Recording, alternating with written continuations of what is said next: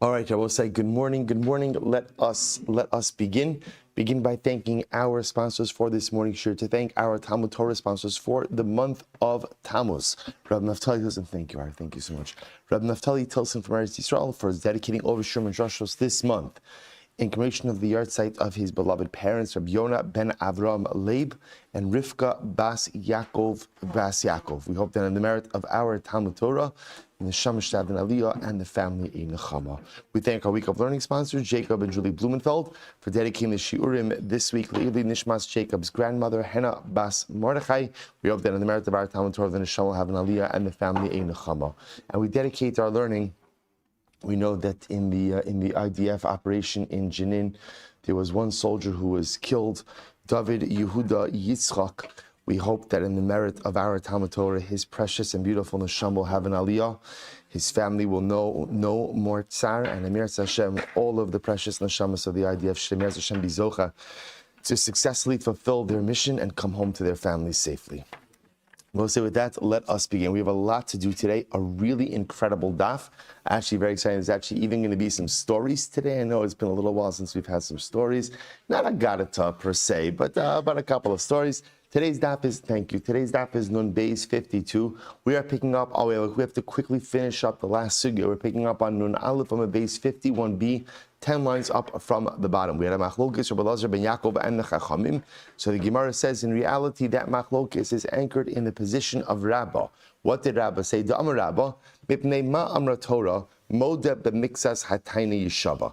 I will say, why is it that we have a concept that a partial admission generates an oath? Remember again, paradigmatic example of this, right? Reuven goes over to Shimon. Reuven says, Shimon, you owe me $1,000. Shimon says, not true. I only owe you $500. What's the halacha? He obviously pays the $500 that he admitted to, and he has to take a shvua, an oath, on the remaining $500. What's the logic of that oath? So the Gemara says, Chazaka in adameiz panavit meibachovo. There's a chazaka in general will say that a person is not going to lie directly to the face of his creditor. So in reality, so remember again, Reuven goes over to Shimon and says, Shimon, you owe me $1,000. Shimon says, so Shimon ideally would like to deny the entire loan. Now, also we're going to see the reason Shimon wants to deny the entire loan is not because he doesn't want to pay back. He doesn't want to pay back now. He doesn't have the money now. Right? See, his thought is, both say so often in life, instead of directly confronting and talking out issues, what we do is we create workarounds without recognizing that our workarounds actually just create so much more work. That's what they do. So really, in reality, Shimon is willing to repay. He just doesn't want to repay now. So what's his svar? His svar is, let me just say I don't owe. The problem is a debtor, is not going to totally deny the loan to his creditor because that would be a chutzpah.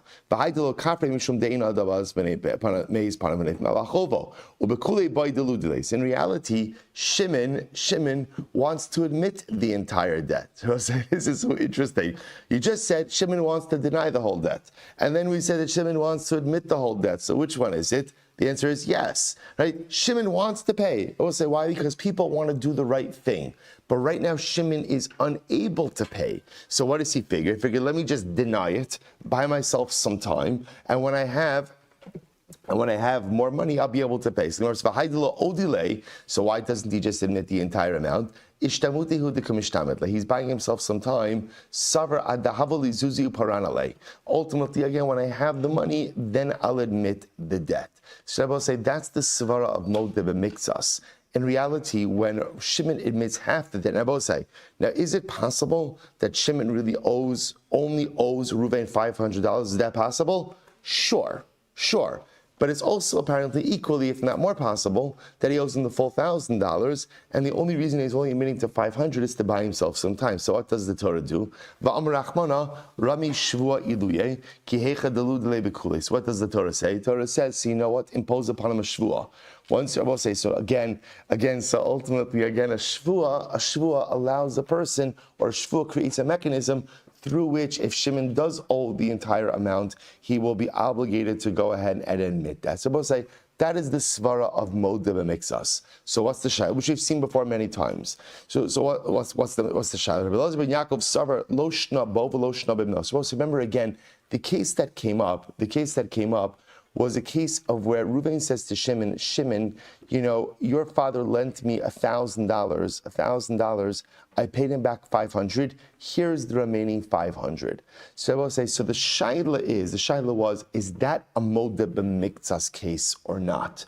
Should Reuven then have to take a shvuah on the remaining $500 or not? Or on the supposed repaid $500 or not? So what happens? So Rabbi Yaakov Sar lo shna bo v'lo shna b'bno eino meis. So Rabbi Yaakov says there's really no difference in a modeh b'miktsas case.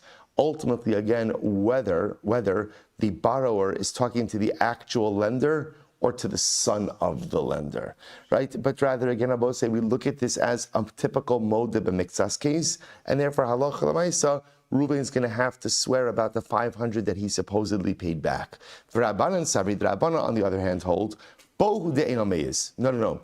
It's only that a borrower would not be so brazen to deny the loan into the face of his lender.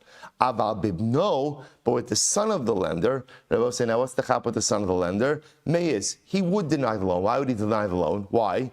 Because I will say the son of the lender, Bepashtos, has no first-hand knowledge of his father's debt. So because of that, I will say, in general, it's actually interesting. What the Gemara explains is there's even chutzpahdik people, there's a cap to the amount of chutzpah you're going to have.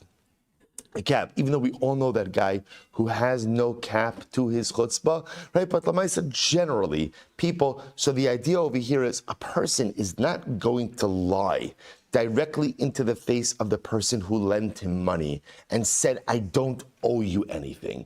The most he'll do is he'll deny half. And this way, again, if he denies, and what's the svara? The svara is, I'm going to pay the rest. But when? Later on, when I have the money. So I'll say, so here, interestingly enough, so the Chachamim say that ultimately this idea that a borrower wouldn't lie is only a din directly to the lender, but not a din to the son of the lender.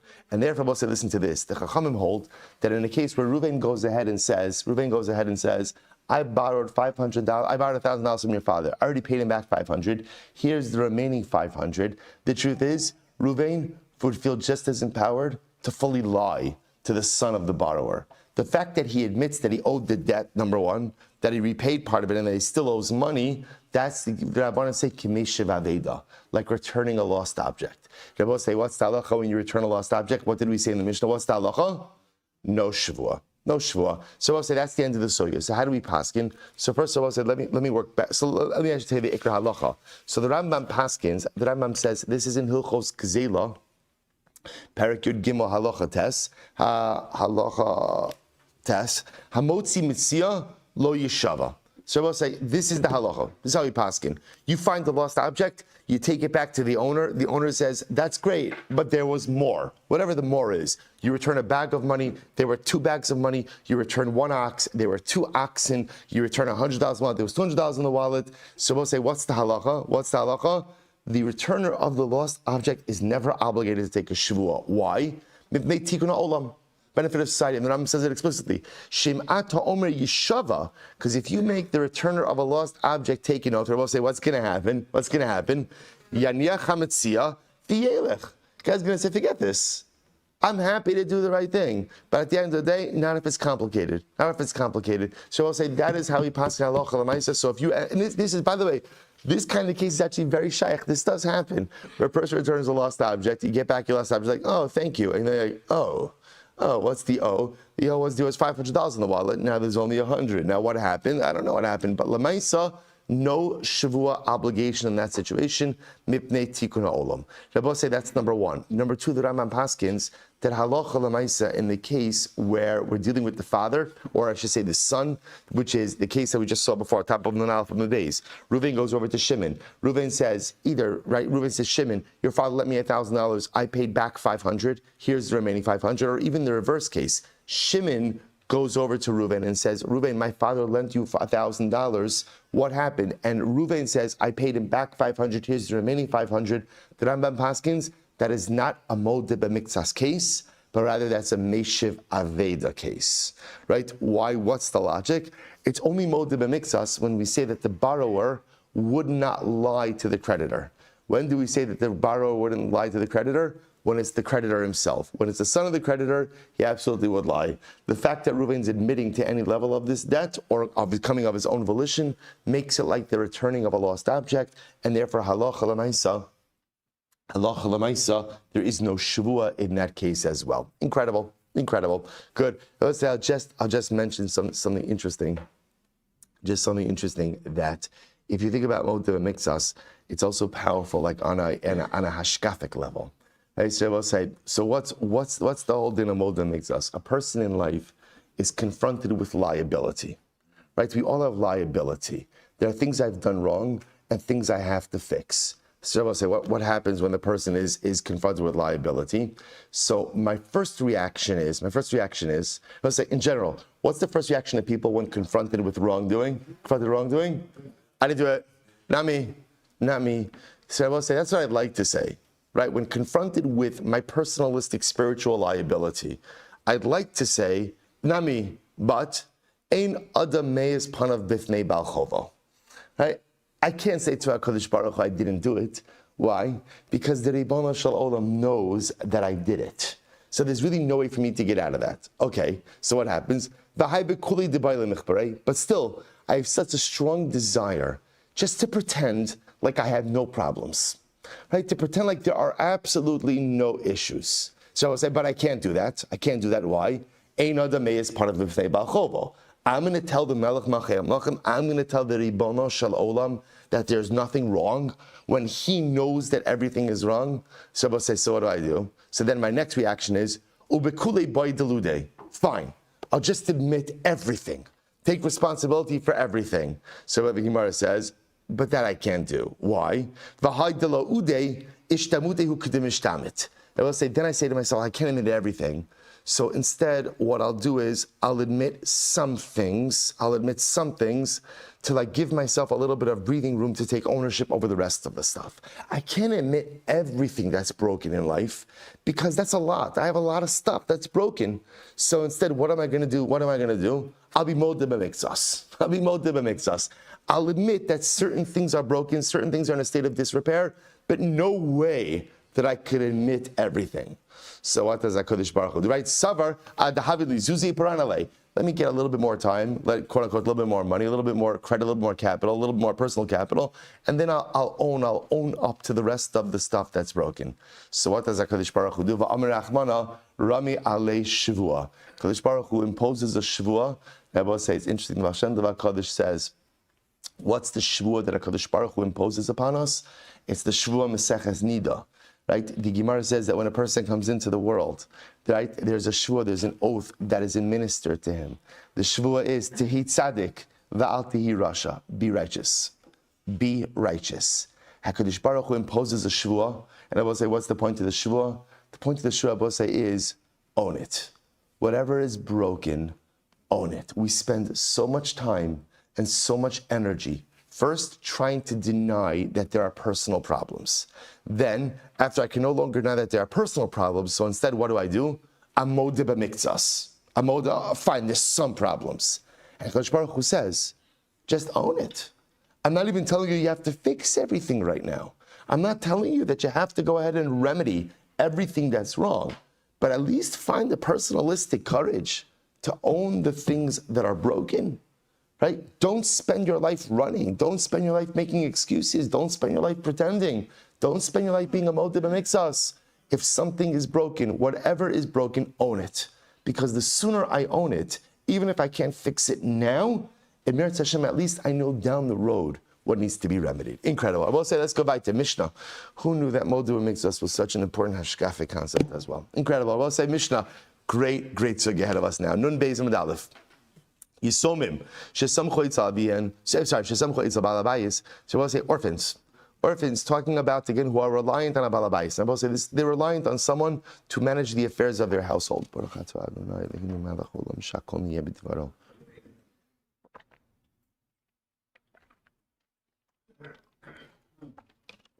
Okay. O shemilan avina apotropos, or their father appointed a custodian, apotropos, an executor, a custodian. So I'll say this means that the father during his lifetime appointed someone to run the estate when he died. Chayiv la'aseh perosem. ultimately, again, either this Balabayis who's taking care of the Yisomim, or the Apotropis is obligated to tithe their produce, to tithe the produce of the Yisomim. Okay, Apitroshim, Avi Yisomim, so we'll say an Apotropis who was appointed by the father of the Yisomim, Yishava, has to swear. I will say what this means is at a certain point in time, in his apotropishood, or maybe even at the conclusion of his apotropishood, he has to go ahead and swear that he has not misappropriated any of the assets of the estate. Mino Beis Din lo yishava. If he's appointed by Beis Din, then he's not obligated to swear. Abishal Omer Chiluf Hadarim. Abishal says just the opposite. Just the opposite. If he's appointed by the father, ultimately again, he doesn't have to swear. If he's appointed by Beis Din, he does have to swear. Fine, we'll see that machlokes in the Gemara. Or Minu, so let's talk about the first point. The first point the Gemara Mishnah made is that an apotropis or a balabayis who is caring for the affairs of the Yisomim has to tithe their produce. Gemara says, Raminhu, ask Akasha, Atem, so I'll say the pasuk when speaking about Truma says, King Tarimu Gam Atem Trumas Hashem. What do we learn from Atem? Atem v'lo shutfim. So we'll say it can only be the person himself, the owner of the produce himself, not a partner. Atem v'lo arisim, the owner, not a sharecropper. Atem v'lo apotropin, you and not a custodian.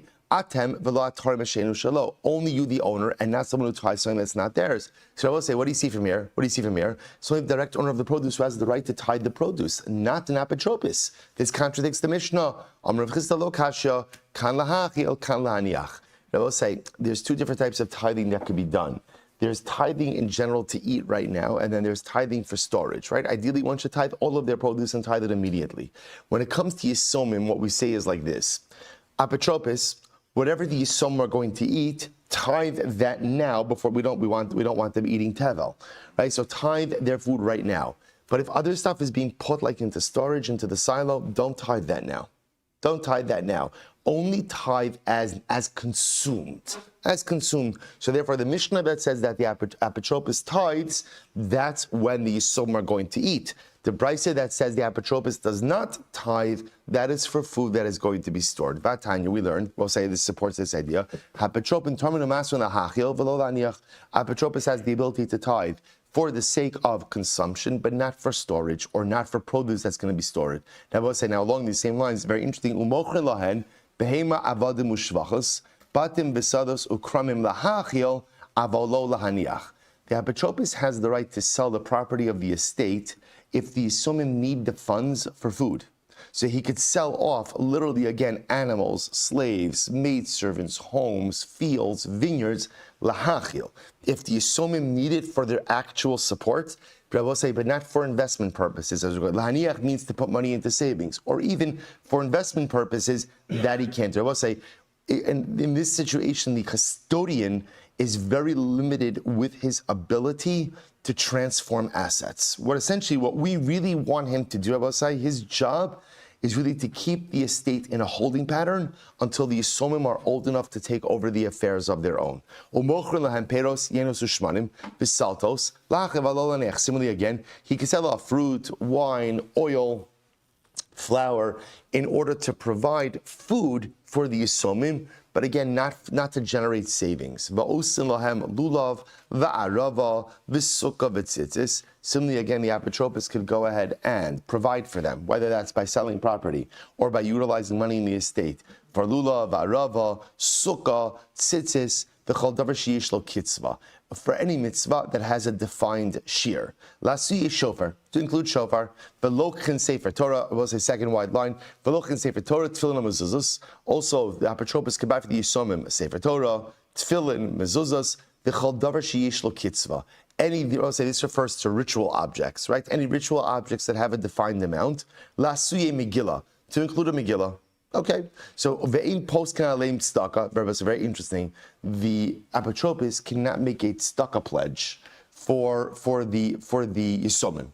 So he can't give tzedakah from the estate. Ve'in podin as hashvuyin, he cannot redeem captives. V'lo kol davar she'ein lo kitzvah, and I will say it includes he can't engage in anything that doesn't have a ceiling. And I will say what that means is, what does it mean it doesn't have a ceiling? We already spoke about you can't redeem captives for more than their value. What it means is there's always tzedakah to be given, and there are always captives to be redeemed. So those kind of issues, or those kind of items, or those kind of causes, the apotropis cannot involve the estate of the Yisomim. So what you see over here, Abosai, is, so far, the apotropis is permitted to go ahead and sell off assets to feed the Yisomim. He's also permitted to spend money on defined mitzvah or ritual obligations.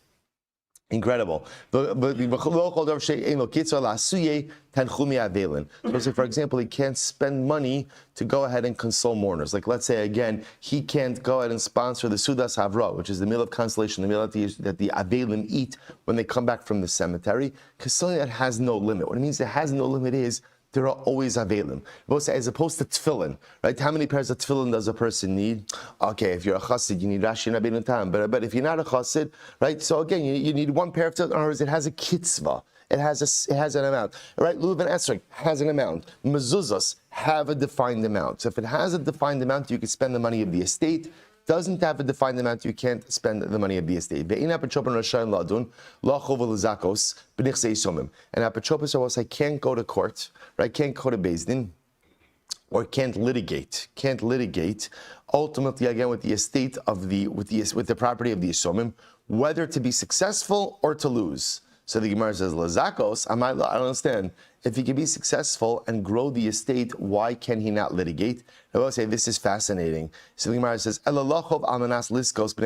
what it means is, he can't go to court if there's a possibility of losing. I will say, Rashi points out over here a fascinating halacha.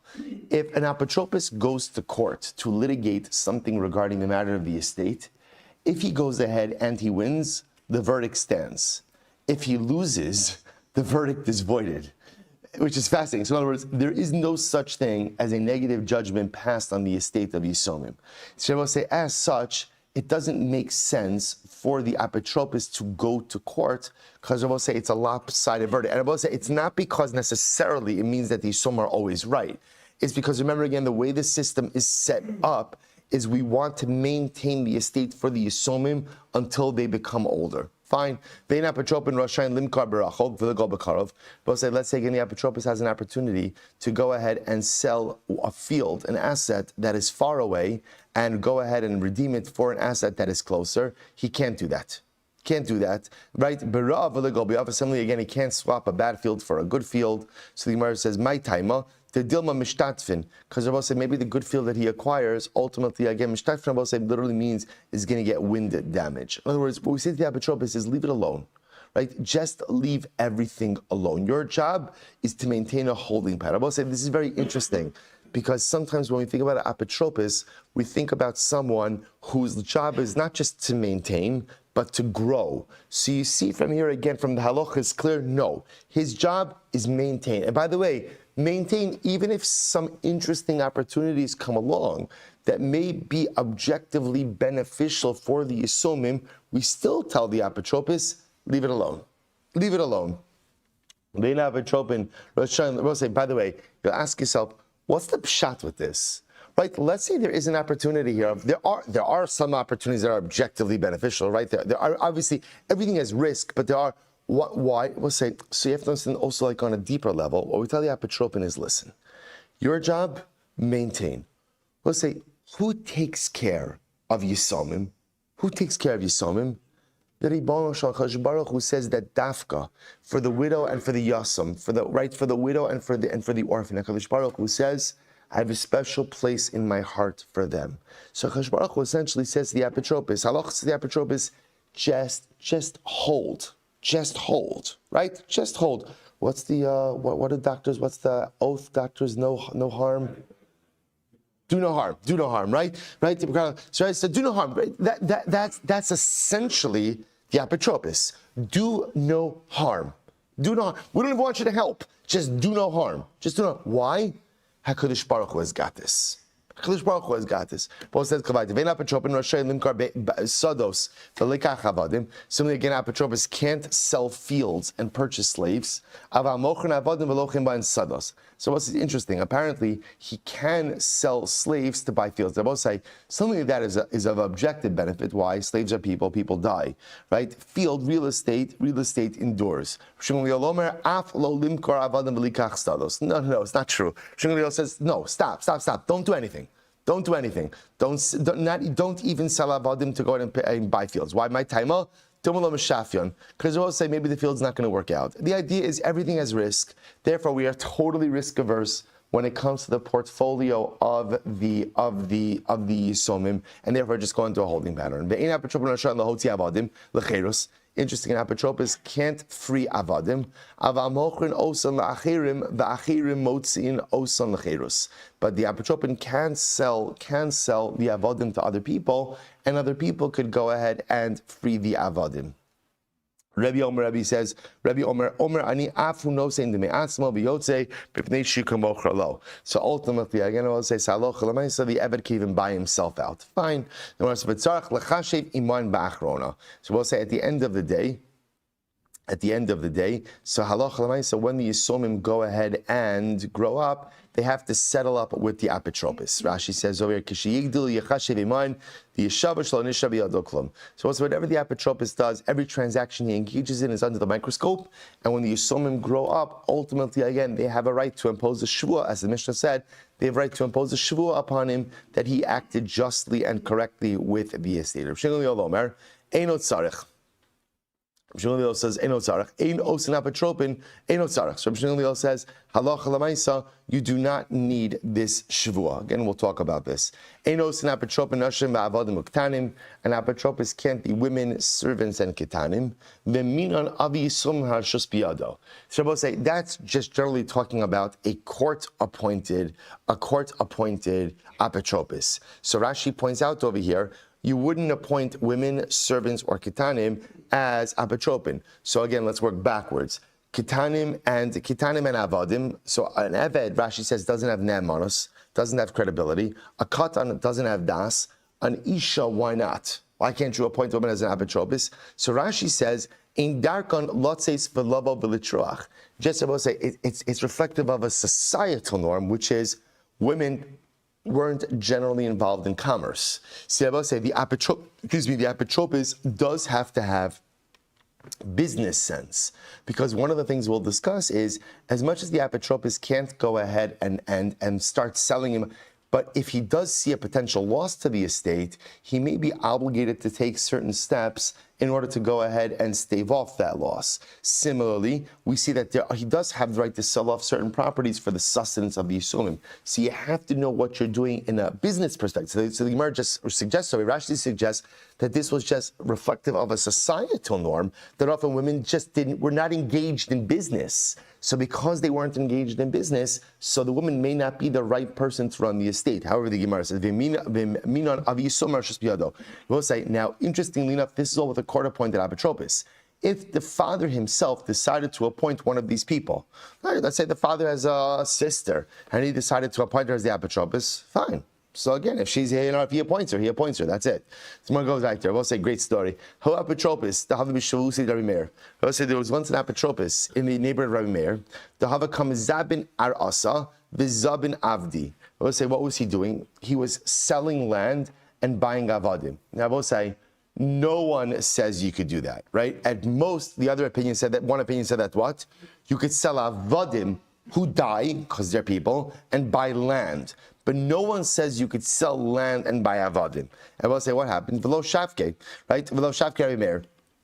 Rabbi Meir shut him down. So you can't do that. So listen to this. Achveli b'chame. So he had a dream. Ani laharos v'ata livnos. In the dream, a baskol, right, said to him, I'm trying to destroy, and you're trying to rebuild. Kadosh Baruch Hu says, you have to understand, Rashi points out over here, this father, right, Zichron Livracha, went ahead and built his empire, through, he had ill-gotten means, right? So Kadosh Baruch Hu says, I am looking to go ahead and divest the estate.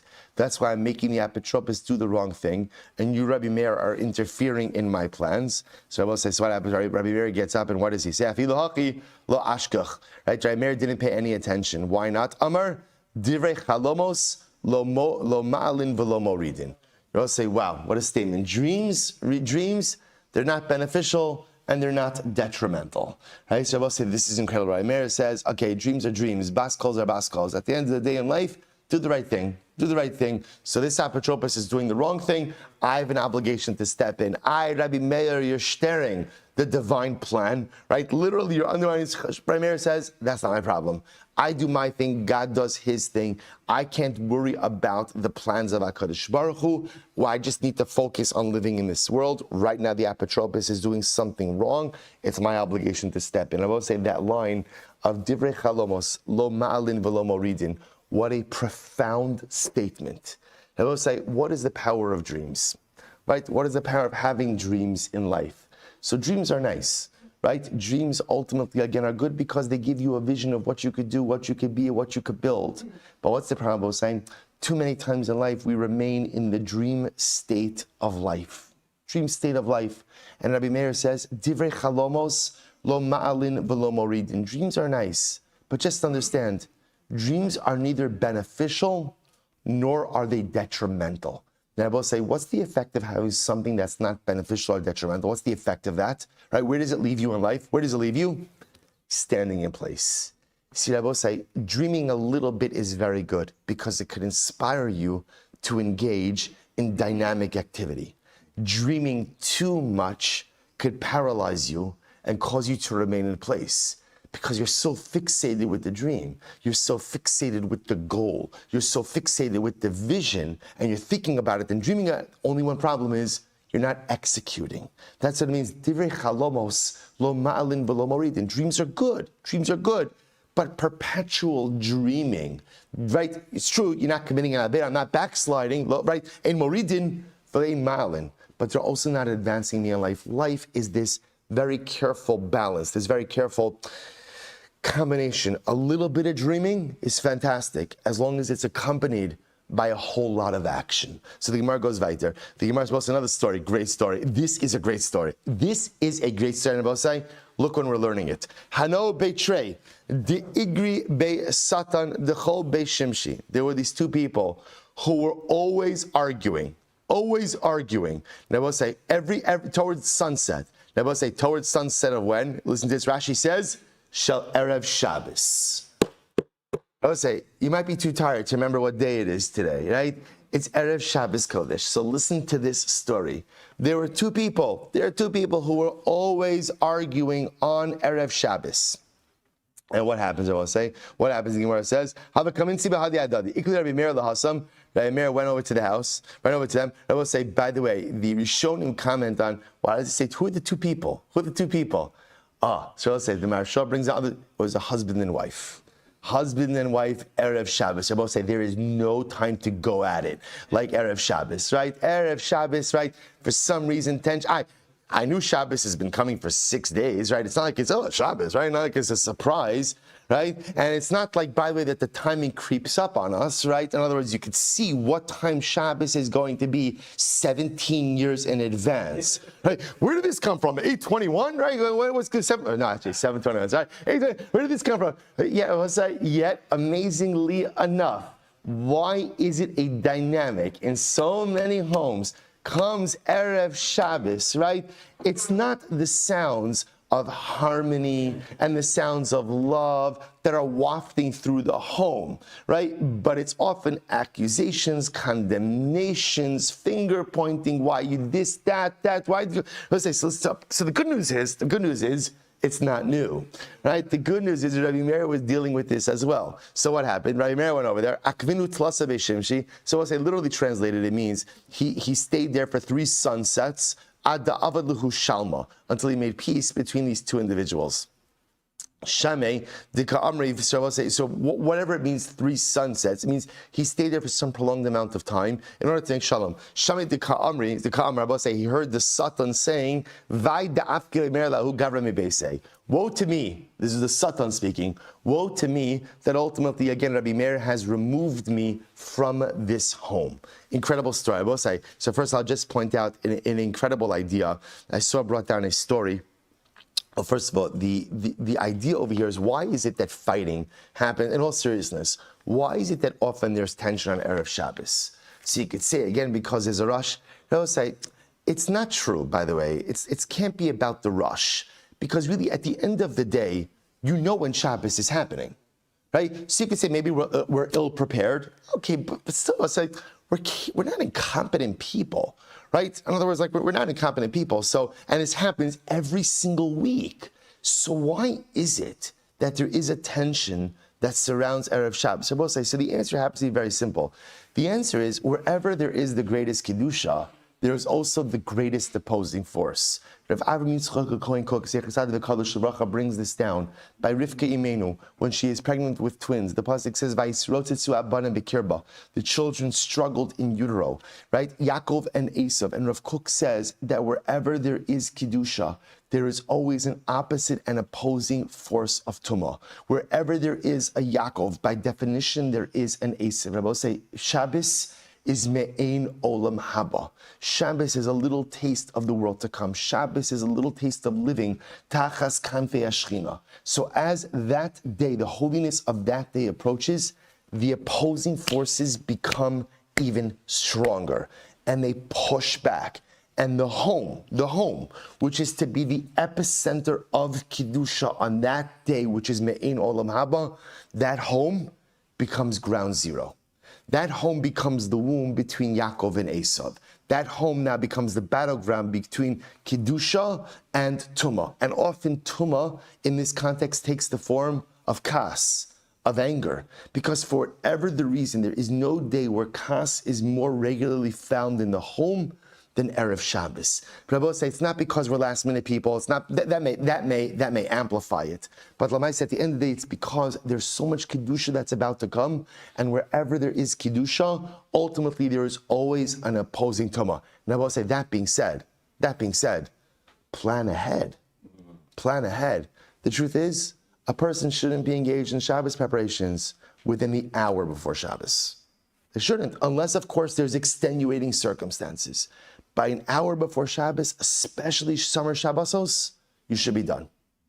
You should be done. And if you're not done, again, if it's an extenuating circumstance, okay.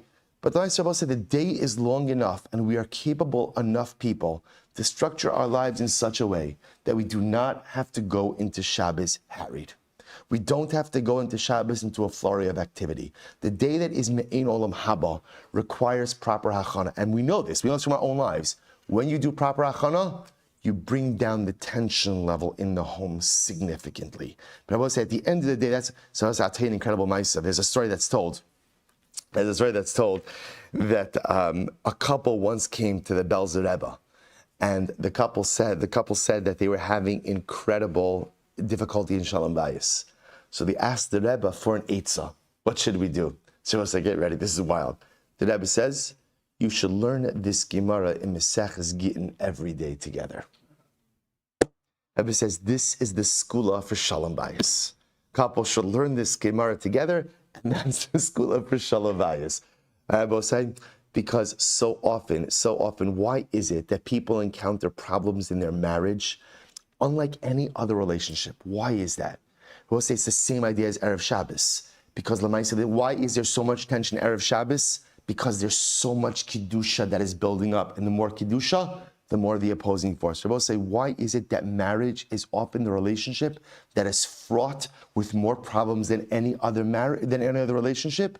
Because we'll say it is the relationship which potentially contains the most Kedusha.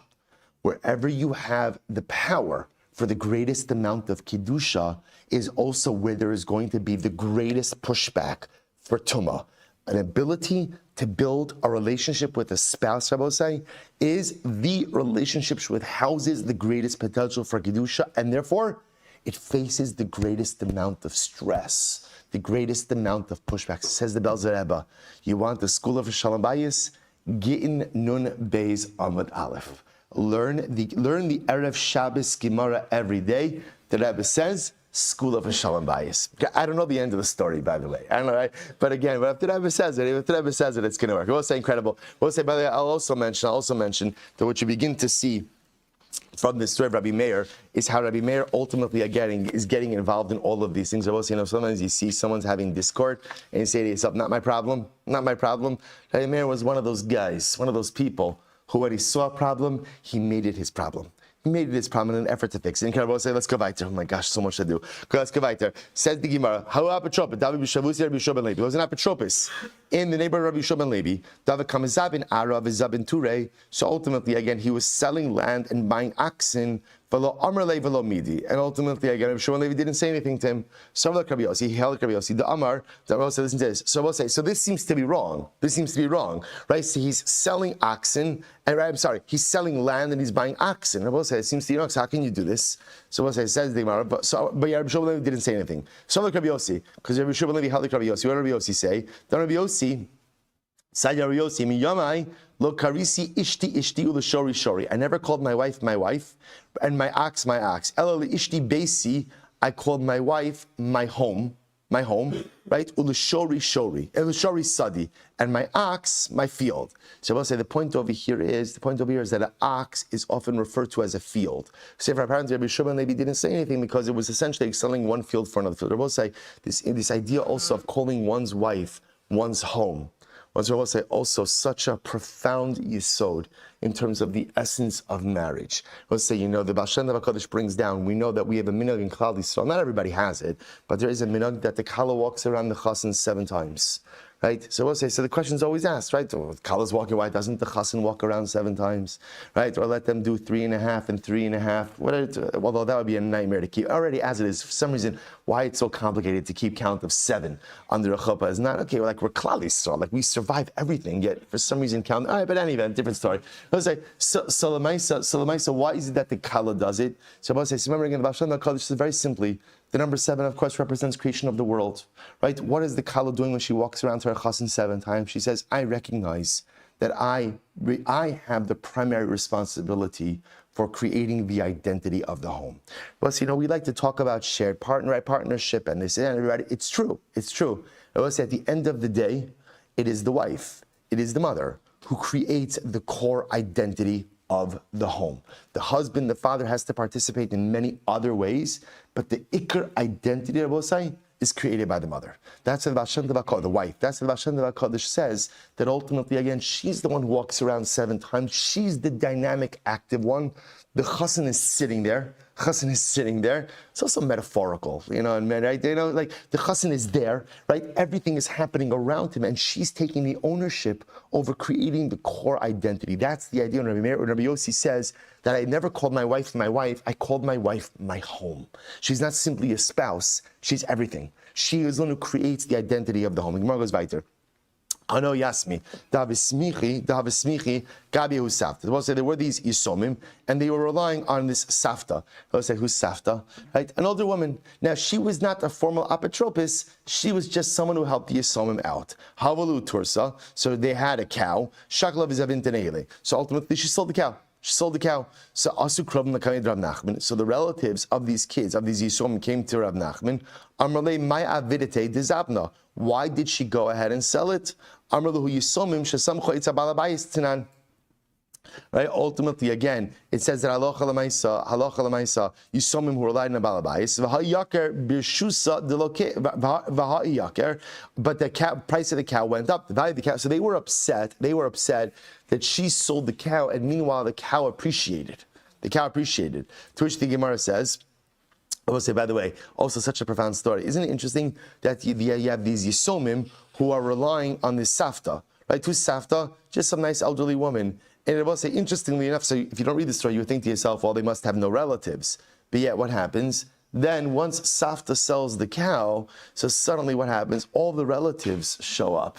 So it's just an interesting dynamic in life, how sometimes, when something needs to get done, sometimes people are nowhere to be found. But when they perceive that something goes wrong, then suddenly again everyone is front and center. Interesting dynamic. The Gemara goes weiter. So what happened? So they were upset because the cow appreciated. So the Gemara says, well, it's true it appreciated, but appreciated while it was owned by the purchaser. But 1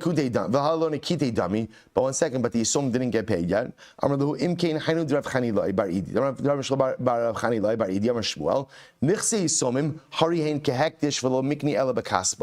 say this is fascinating. The property of the Yisum is no different than Hekdish. Now, I will say, the way it works with Hekdish is a transaction with Hekdish is only finalized once money is given. Once money is given. We'll say in general, when you acquire metaltalin are acquired through Mashiach, through taking physical possession, but yet by hekdish, right, a property transfer, or I should say not a property, an item transfer, a transaction is only finished when money changes hands. Rabbi Chaniloi says, Yisomim are like hekdish, and therefore the transaction is only completed with money. So that what that means is, in this case, if the Yisomim didn't yet get paid and the cow appreciated, they could take the cow back because the cow is still in their possession. Chamrei. So the Gemara says, Chamrei di Rabna Ukva Yasma. So we'll say Rabna Ukva, the Yasam, had wine. Mashchua ba'arba arba. So ultimately, again, they sold it. Right, it was sold on his behalf for 4 zuz a barrel. The yakar, and ultimately, and then it became more expensive. The kambeshisa, and ultimately now is worth 6 zuz a barrel. Asakni Rab Nachman, they came for Rab Nachman. Amar Luhu, Dachanad Rabbi Chanilai Bar Idi. Okay, Rabbi Chanilai Bar Idi, Amar Shmuel. Nichse Yisom Harahin Kagdish, Velo Mikni Ela Bakaspa. So once we have this concept that ultimately the property of Yisom is treated like the property of Hekdish, and just like the property of Hekdish, ultimately the transaction is not finalized until money changes hands. Same thing applies to the Yisomim. So I will say what this does is, it gives the Yisomim maximum flexibility that if the item appreciates before the purchaser takes possession, they could, so to speak, back out of the transaction and benefit from the appreciated value. Now I will say, now watch this. Mashach peri miyasmi iyakar. So I will say, if the Yisomim, let's say the estate, the apotropos was selling property, he was selling peros, and the peros appreciated. So, but money didn't exchange hands. So we'll say, ultimately, again, we'll say, because this way, halacha l'maisa, Yisomim could back out. Zol, we'll say, watch this. What happens if the Yisomim sold peros, right? The purchaser took possession of the peros, didn't pay money, and now the produce depreciated. So we'll say, in this case, remember again, the Yisomim, what's in their best interest? To lock down the transaction and not to have the purchaser avoid it. So we'll say ultimately again, so in this case, we'll say essentially what we say is like this: the Yisomim get the best of both worlds. When it's beneficial for their transactions to be treated like hektish transactions, we do that. And when it's beneficial for their transactions to be treated like regular transactions, we do that. So if the property appreciates before money has changed hands, we treat it like hektish, and the Yisomim could back out of the transaction, keep the asset, because now it's appreciated. When the asset has, or when the item has depreciated, then we say, once you've taken possession, even if money has not changed hands, sorry, transaction is done, you can't go back on it, like a regular transaction. Incredible. Amshichu luper liyasmi. So we'll say, what happens if the reverse? The Yisomim took possession of peros, iyaker, so ultimately if they go up, lo yekoach hadyot char mehektish, the transaction of a regular person shouldn't be any more stringent than hektish. No, as Rabbi will say, if they took possession and it went up, transaction is sealed. Zol, if it depreciated, ultimately again, that the transaction is not finalized until money changes hands. But that doesn't always work out well for the Yisomim. Because sometimes the Yisomim will need produce, and no one's going to give it to them until they furnish funds. If the Yisomim went in and paid for produce, Zol, if it went down in price, a regular transaction should be no more chamor than hektish, and therefore the Yisomim should be able to back out because they didn't get due Mashiach. Iyakar, if it became more expensive, Saramine Hainu Rav Chanilai Bar Idi. So Amar Lahu Rav Shisha Braid Rav Idi, that's not necessarily good for them. Why? Harohu Lidido, it could be objectively detrimental. Why? Amad Beis, the Asul Meimar Lahu Nisrifu Chitacham Ba'aliyah. Ultimately, I will say, because people could claim, well, you acquired it with your money, it was already yours, and by the way, there was a fire in the storehouse and you lost your produce. If ultimately, again, if the money was given to the Yisomim for peros, if the produce went up in value, then ultimately, again, it wasn't Mashiach, so therefore they should be able to back out. So Zol, if it went down in value, Savra Minei Hainu Rav Chanilai Bar Idi. It's not necessarily good for them. Why? Sometimes they're going to need money. No one's going to give them the money until they go in and they give the produce. So we'll say. So I just want to point out what's happening over here. What's happening over here is as follows. We'll say that halacha l'maisa, essentially what we're saying is like this. We always want to give the Yisomim the benefit of every transaction. So essentially I will say, in halacha, let me say this outside, there are two different types of transactions. There's a hekdish transaction and a hedyot transaction. Now, we'll say in a hekdish transaction, when is the transaction affected? When is it affected? Actually, let's work backwards. By a hedyo transaction, metaltalin, right? When is the transaction affected? When? Mashicha. Mashicha, not about money. In other words, even if you give money, the item has not been transferred. It's all about Mashicha. All about Mashicha. In Hedyot, in Hegdish, how was the transaction affected? Money. Mos, Kesef. So essentially what the Gemara is saying is when it comes to Yisomim, so what type of transactional framework are they governed by? And the answer is both. Whichever one is more beneficial to them. So I'll say, and pretty much what that depends on is, has the asset appreciated or depreciated as the transaction is unfolding? So whichever transactional framework gives them greater benefit is the one we're going to go with. Now, all the Gemara sensitizes us to, I will say, is just understand that while you're trying to benefit the Yisomim, which is beautiful, Lamaisa, just understand people may also become more reluctant to do business with them, right? Because if you know that when you do business with the Yisomim, essentially you're going to get the short end of the stick, right? One way or the other, people may just be reluctant. So just understand, in your effort to benefit the Yisomim, you may also be putting them at a disadvantage because, again, everyone's going to be hesitant. Right? I will say, but that's the bottom line. We give them the transactional benefit. Incredible. I will say, let's finish up. Amar of Shisha. Sorry, I just skipped, right? Good.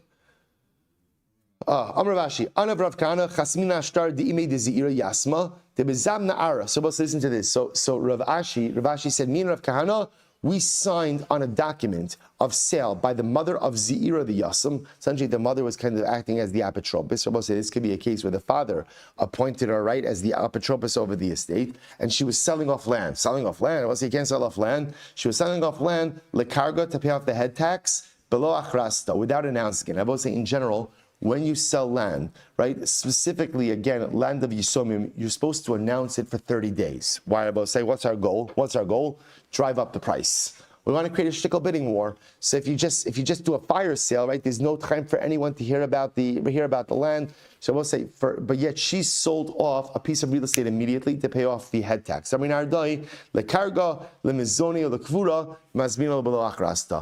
because Nardoim said, lekarga, to pay off your head tax, to pay taxes, to pay for food, and to pay for burial, you could sell off land without prior announcement, which I will say makes sense because these are things that are all considered to be immediate needs. So because they are immediate needs, you can go ahead and sell them. You could go ahead and sell them even without a prior announcement. Incredible. We'll say that's Kavaiter. Great story. Amram Tzava, Apatropa di Yasmihavo. Amram the dyer, right, was an apotropis for Yisomim. Asu Krovim Lakamed Rab Nachman. Supposed to listen to this. So the relatives of the Yisomim, came Rav Nachman. They were unhappy with Amram. They said, Amrulei, Kalavishu Mechasim Yasmi. He is spending the estate's money on his own clothing. Right? The guy's getting custom suits. Right? Suddenly he's dressing all nicely. Amrullahu. So Rav Nachman said, you're right, he should. Kihechi delishtamin milei. I will say, because Amram wants people to take him seriously. I will say, this is an interesting yesod. How people, right? Again, I will say, whether we like to admit it or not, right? Lamaisa, we judge everyone. And I will say, how do we judge people? Right? How they dress. Right? We judge them how they dress. We judge them on the car they drive. We judge them on the house. That's it. Especially when you're judging success. Right? How do you know if a person's successful? The answer is you don't.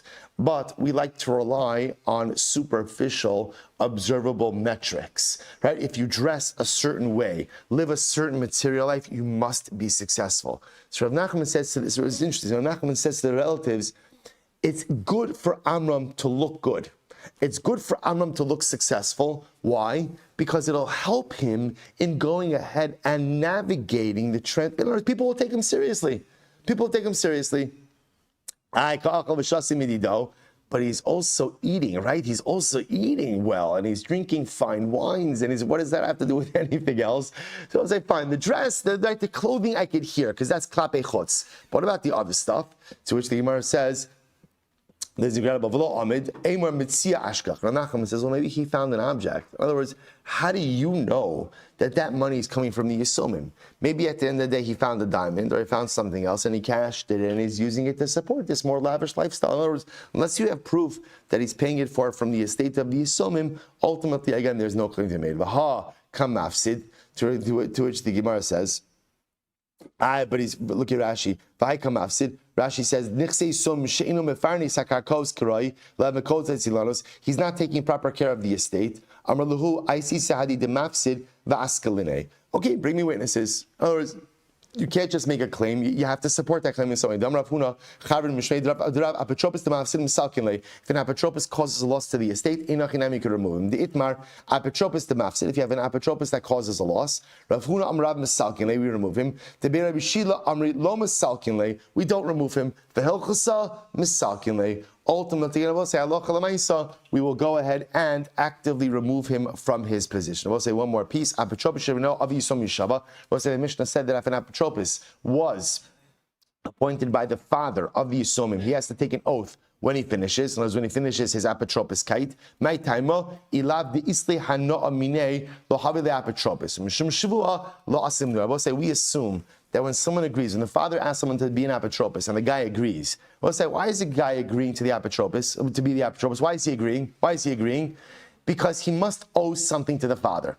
Right? The father did him some tov, because we'll say being an apotropos is a big responsibility. So he must owe something to the father. That's why he's doing it. So because he owes something to the father, the fact that he knows that he's going to have to take a shvuah is not going to prevent him from becoming the apotropos. Now we'll say, contrast this with an apotropos appointed by Beis Din, right? An apotropos appointed by Beis Din, we'll say, why is this guy doing it? Why is this guy doing it? As a favor to Beis Din. Well, if it's a favor, if you ask him to take a shvuah, then what? Then what? He's not going to do it. All right, well, so stop over here for today. Wow. What a way to go into Shabbos, I will say, especially with an Erev Shabbos Gemara. Shkoyach. All right, Chevron Zoom. Have a great day, everyone.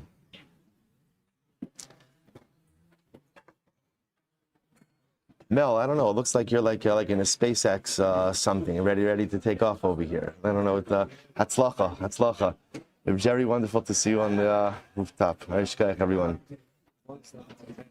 I'm sorry. One of the reasons because that was the first time we got to have the power. Oh, beautiful.